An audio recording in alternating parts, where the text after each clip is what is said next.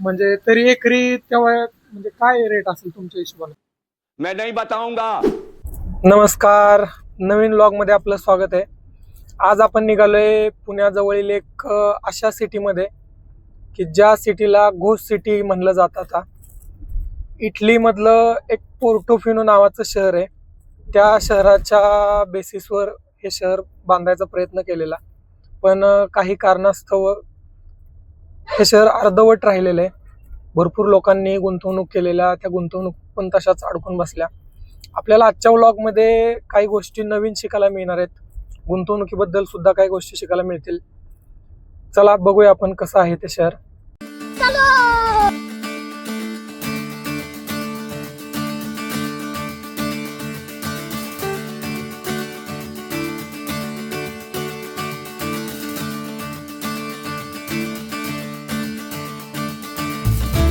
तर सर्वांच्या लक्षात आलं असेल की आपण आज पुण्याच्या जवळ किंवा पानशेतच्या साईडला कोणती अशी सिटी आहे.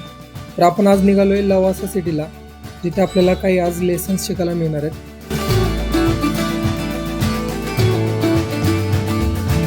लवासा सिटी पुण्यापासून जवळजवळ 60 ते 70 किलोमीटर आहे आणि नाही म्हटलं तरी आपल्याला 1.5 ते 2 तास लागणार आहेत. कारण रस्ता पूर्णपणे हा वळणावळणाचा रस्ता आहे, पण एकदम मस्त रस्ता आहे. दोन्ही बाजूने झाडे आहेत, काही ठिकाणी डॅम व्ह्यू आहे. आपल्याला जाताना 3 ते 4 डॅमसुद्धा लागणार आहेत किंवा अधूनमधून तुम्हाला छोटे मोठे धबधबे बघायला मिळतील. पण जाता जाता तुम्हाला मी काही अशी ठिकाणे दाखवणार आहेत की भविष्यात तुम्ही लवासाला जरी नाही गेला तरी त्या ठिकाणांना कंपल्सरी सारखी भेट द्याल.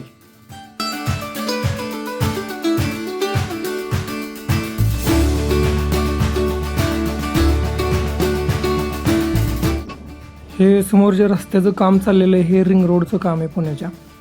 इकडून खेड शाहूरपासून हा रिंग रोड डायरेक्ट आता हिंजवडीमध्ये निघणार आहे.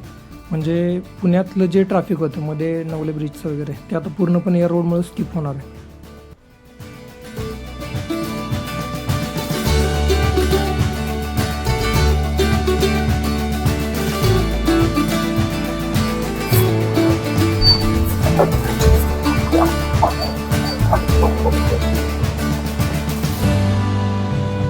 आज लवासावरून रिटर्न आल्यानंतर आपला स्टे इथं असणार आहे.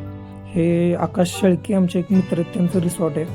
जवळजवळ इथं 6 विलाज आहेत आणि प्रायव्हेट स्विमिंग पूल आहे. एकदम मस्त रिसॉर्ट आहे. जर तुम्ही खडकवासला एरियामध्ये जर कुठे स्टे बघत असाल तर इथं तुम्ही राहू शकता.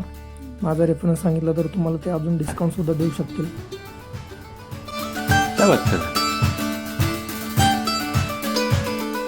आता आपल्याला वरसगाव डॅम लागेल. वरसगाव डॅमला आपण जेवायला थांबणार आहे.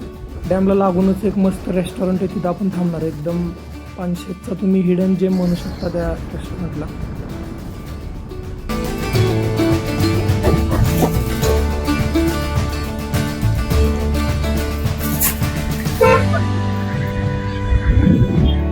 आम्ही आता इथं जेवायला थांबलेलो आहे. हे वरसगाव डॅम आहे. वरसगाव डॅमला लागूनच तुम्हाला एक वरसगाव चौपाटी म्हणून रेस्टॉरंट आहे. तिथं तुम्हाला चिकन मटन मस्त बनवून मिळतं. मी बाहेरून सुद्धा चिकन मटन आणून इथं देऊ शकता बनवायला. टेस्ट माझ्याकडून याला 5 स्टार रेटिंग असेल. तुम्ही सुद्धा एकदा टेस्ट करून बघा. ज्या वेळेस मी इकडं पानशेत साईडला येत असतो तेच नक्की तुम्ही भेट देत असतो.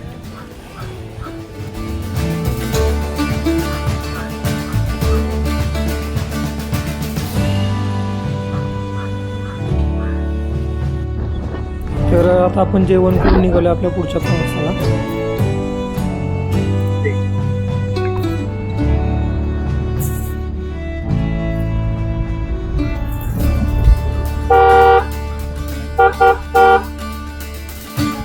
असे जाताना आपल्याला छोटे मोठे धबधबे बघायला मिळतात. त्यानंतर इथं तुम्हाला 3 ते 4 डॅम बघायला मिळतात. त्यामध्ये सर्वात मोठं डॅम आहे ते म्हणजे पानशेत डॅम.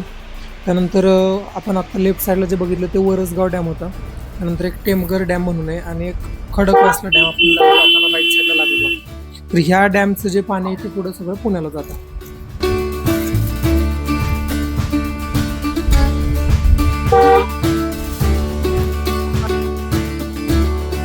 आपण आता बेंबटमाळ गावामध्ये आलेलो आहे. हा सुद्धा एक लवासा सिटीचाच भाग आहे. टोटल लवासा सिटी 18 गावामध्ये बसवण्याचा प्रयत्न केलेला. तर बघूया लवासा सिटीचं कसं प्लॅनिंग होतं. काही वेळातच आपण आता लवासा सिटीला पोहोचतो.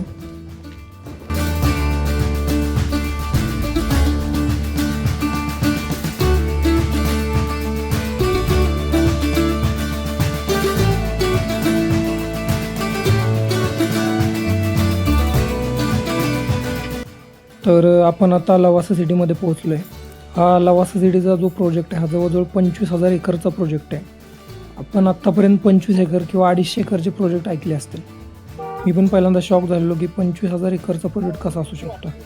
नंतर मी 2-3 वेळा चेक केलं, त्यानंतर मला पण समजलं खरंच 25,000 एकरचा प्रोजेक्ट आहे. जर चुकून हा प्रोजेक्ट सक्सेसफुल बनला असता तर हा भारतातलाच नाही तर जगातला एक नंबरचा प्रोजेक्ट बनला असता. पण काही कारणामुळे लवासाला नजर लागली, म्हणजे त्याला काही कारण आहेत. पर्यावरणाचे नियम असतील किंवा जेवढा डिमांड पाहिजे होता तेवढा डिमांड मिळाला नसेल. त्यानंतर मनी फ्लो जो असतो, म्हणजे पैशाचं जे मॅनेजमेंट असतं ते सगळं डिस्टर्ब झालं असेल. अशी भरपूर काही कारणं आहेत ह्याला. तर बघूया आपण लवासा सिटी प्रोजेक्ट कसा फेल गेला, याच्यातून आपल्याला काय काय गोष्टी शिकायला मिळतात.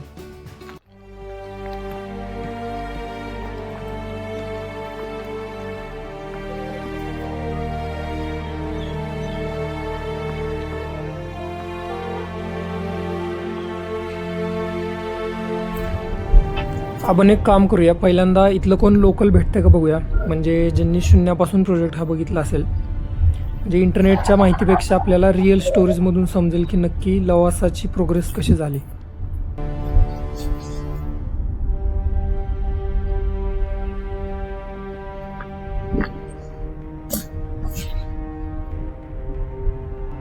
काका नमस्ते, तुमचं नाव काय? धाकू झोरे. बर, तुम्ही इथले गाववालेच का? हो, माझं गाव भुवनी आहे. बर. हम्म. आणि लवासा सिटीच्या आधी ह्या गावाचं मूळ नाव काय होतं? हे दाशिवे गाव. दासवे. हा, बर, मी बर. भुवनीच आहे. इथं छोटीशी टपरी चालू केली. बर बर बर. हा. आणि कधीपासून हा प्रोजेक्ट चालू झालाय? म्हणजे लँड 2001-2 पासून चालू झाला. बर. आणि ऍक्च्युअल काम कधीपासून चालू झालं? काम झालं 7-8च्या आसपास झालं काम. बर. आणि प्रोजेक्ट बंद कधी पडला?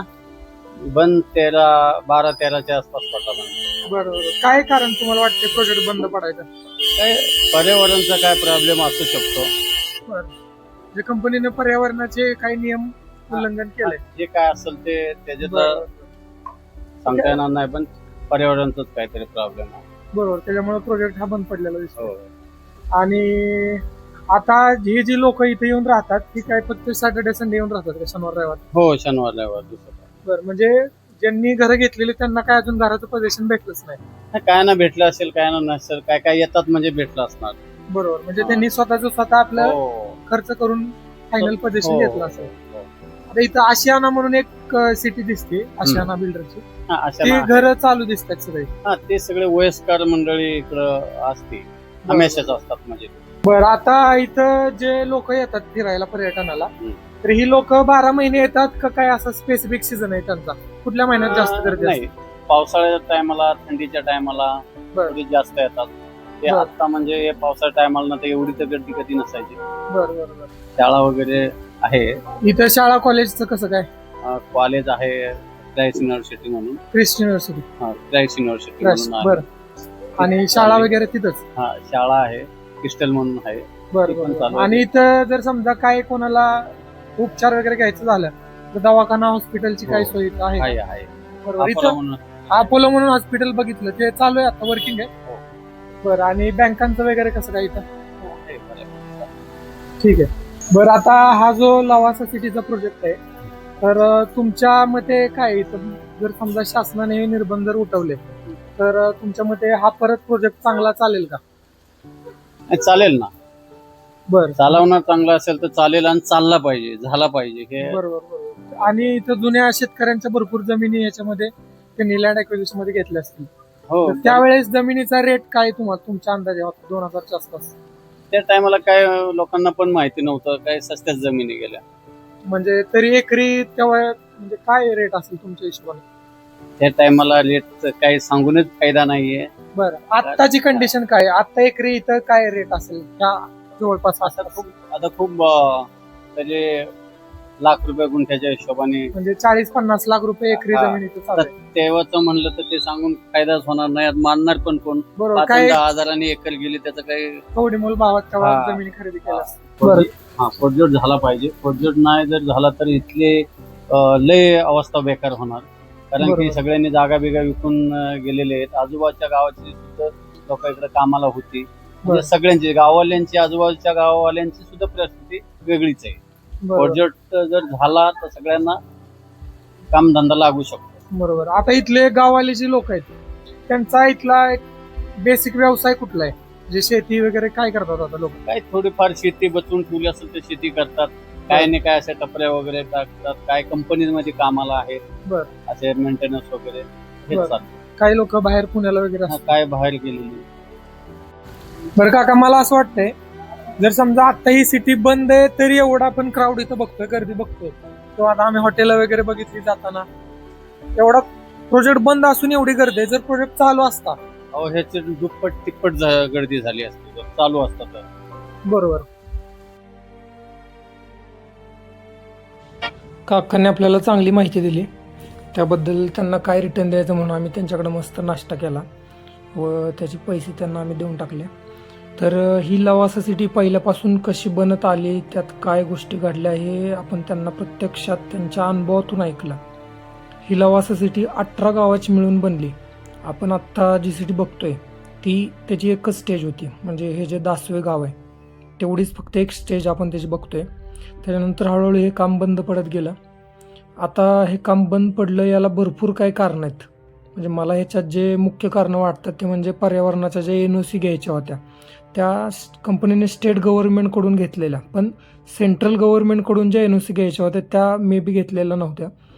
त्यानंतर कंपनीने जेवढे एक्सपेक्ट केलेलं की एवढा इथं सेल होऊ शकतो तेवढा सेल झालेला नसणार आहे. त्याच्यानंतर काही पॉलिटिकल चेंजेस झाले, भरपूर गोष्टी घडल्या असतील, त्यामुळे हा प्रोजेक्ट नंतर बंद करावा लागला कंपनीला.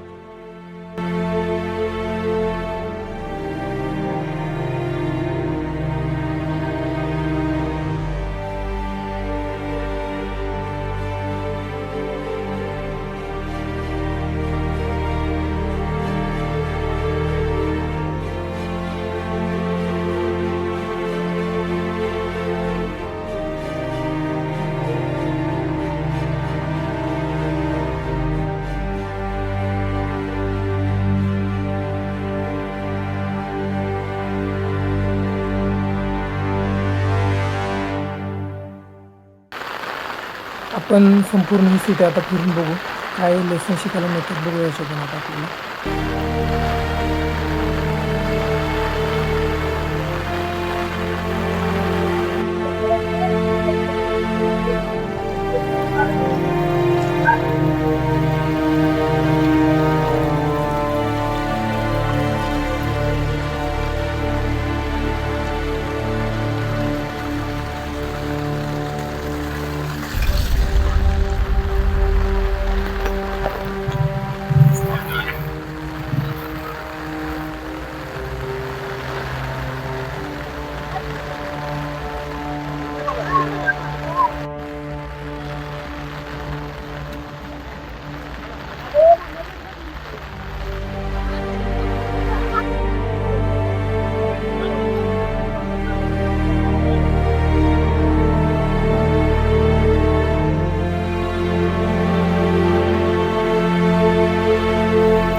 इथं खूप आपल्याला अशा बिल्डिंग बघायला मिळतात जिथे बऱ्यापैकी अर्धवट काम झालेलं आहे.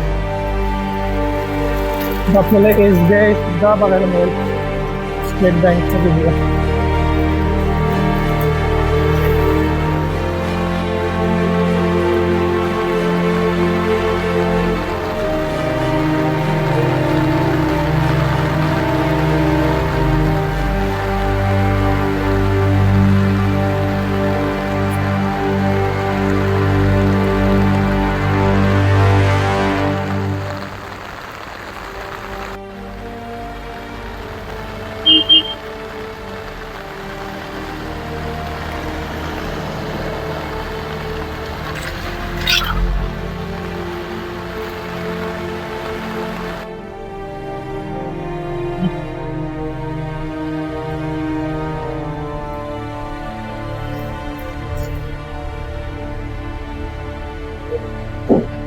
इथं पोलीस चौकी दिसते, त्याच्यानंतर फायर ब्रिगेडची सर्व्हिस आहे, म्हणजे भरपूर टॉप नॉच सर्व्हिसेस प्रोव्हाइड करायचा प्रयत्न केलेला दिसतोय. कुठलीही सर्व्हिस ह्याच्यात ठेवलेली नाही.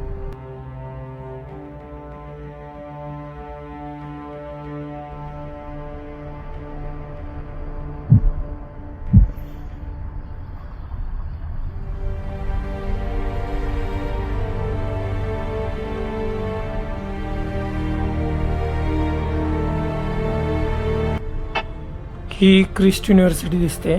इथं स्कूल कॉलेजेस आणण्याचा त्यांनी प्रयत्न केलेला.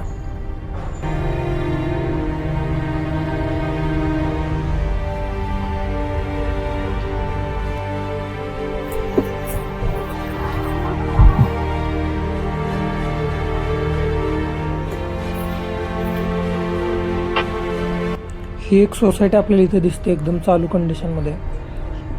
मे बी हा वेगळ्या बिल्डरने घेतलेला प्रोजेक्ट दिसतोय, कारण पूर्ण फुल मेंटेन आहे आणि भरपूर लोकांना याच्यात पोझिशन ऑलरेडी दिलेले आहेत आणि काही लोक याच्यात राहतात सुद्धा.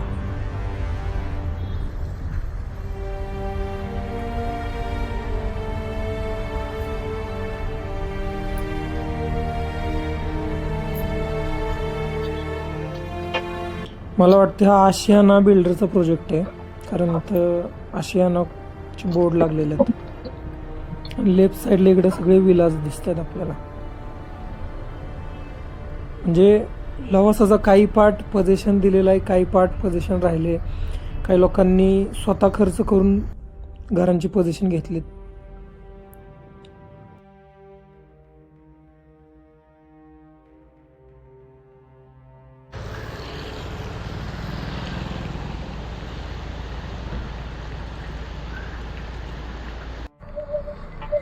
इथे आपल्याला छोटी मोठी चहा नाश्त्याची दुकान दिसतात. पण कुठलं असं फिक्स स्ट्रक्चर नाही, टेम्पररी स्ट्रक्चर बांधून लोकांनी व्यवसाय चालू केले. आपण लवासा सिटी फिरत असताना असं वाटलं की आपण बाहेरच्या कोणत्या तरी देशात फिरतोय. म्हणजे इथं जर आर्किटेक्चरल प्लॅन बघितला किंवा रस्ते बघितले मोठे मोठे किंवा स्पेस प्लॅनिंग जे होतं ते एकदम बेस्ट केलेलं सगळं. म्हणजे सर्व सोयीसुविधा देण्याचं विजन बघितलेलं इथं. त्यानंतर शाळा असेल, कॉलेज असतील किंवा हॉस्पिटल आहेत, काही बँक आणल्यात. म्हणजे लोक इथे येतील, नोकरी करतील, काही लोक व्यवसाय करतील, असं एक त्याच्यामध्ये विजन होतं. म्हणजे तुम्ही इमॅजिन केलं असेल हा सगळा असा शिवाजी द बॉससारखा सीन वाटत होता. पण लोकांनी इतक्या रंगीत बिल्डिंग बघून सगळी बुकिंग केलेली. काही लोकांनी लेकरी बघितला, निसर्ग बघितला. काही लोकांनी या प्रॉपर्टीज लोन करून घेतल्या. म्हणजे काही लोकांच्या डोक्यात असतं की बँक लोन जिथं होतं प्रॉपर्टीज टायटल क्लिअर असतात. पण रिअल इस्टेटमध्ये गुंतवणूक करत असताना आपण सर्वात पहिलं चेक केलं पाहिजे की जागा टायटल क्लिअर आहे का. त्याच्यात आपण सर्च रिपोर्ट काढला पाहिजे. आता याच्यासाठी आपल्याला कोणाला तरी सोबत ॲडव्होकेटला सोबत ठेवावं लागेल. आपण काय करतो, ॲडव्होकेटची फी वाचवतो आणि आपलं पुढचं आयुष्य डोक्यात घालवतो. त्यानंतर आता रेरा आलं आहे, आपण चेक केलं पाहिजे त्या बिल्डरचं रेरा रजिस्ट्रेशन आहे का. त्या बिल्डरच्या आधीचे प्रोजेक्ट आपण चेक केले पाहिजेत. आधीचे प्रोजेक्ट किती कंप्लीट केलेत, किती प्रोजेक्ट इनकम्प्लीट आहेत. किंवा आता काही बिल्डर एखादी शेल कंपनी काढून पैसे लाटायचा सुद्धा प्रयत्न करतात. हे सगळं आपण चेक केलं पाहिजे. किंवा बिल्डर सँक्शनसाठी सगळ्या NOC घेतो आहे का, हे सगळं कन्फर्म झाल्यानंतर आपण काही ना काहीतरी थोडं बँक लोनसुद्धा घेतलं पाहिजे. म्हणजे फायनली पूर्ण सगळीकडे आपले बाउंड होईल आणि कुठंही भविष्यात त्याचा त्रास होणार नाही आपल्याला. आणि प्रत्येक ठिकाणी गुंतवणूक करत असताना आपण जी प्रॉपर्टी घेतो आहे त्यातून इझिली एक्झिट होता येतं आहे का, हे सुद्धा आपण तिथं चेक केलं पाहिजे. कारण नंतर जर आपण रिसेलला कस्टमरच नसेल आपल्याला तर तो नवीन त्रास आपल्याला चालू होतो. त्याच्यामुळे आपण प्रॉपर्टीज वगैरे घेताना या सगळ्या चेकलिस्ट फॉलो केल्या पाहिजेत. लवासाने आपल्याला खूप चांगला अनुभव दिला किंवा चांगले इन्व्हेस्टमेंटचे लेसन शिकवले. तर भविष्यातसुद्धा आपला प्रवास असंच चालू राहणार आहे. आपण वेगवेगळ्या ठिकाणी व्हिजिट करणार आहे किंवा काही बिझनेसेसला व्हिजिट करेल, तिथली लोक कसे आहेत किंवा तिथली लाईफस्टाईल काय आहे. ठीक है, थैंक यू. नेक्स्ट व्लॉगमध्ये आपण भेटूया. आज के लिए फिलहाल इतना ही. आपकी तरह मैं भी मायूस हूँ, लेकिन उम्मीद पर दुनिया कायम है. दिल दुखा है लेकिन टूटा तो नहीं है और उम्मीद का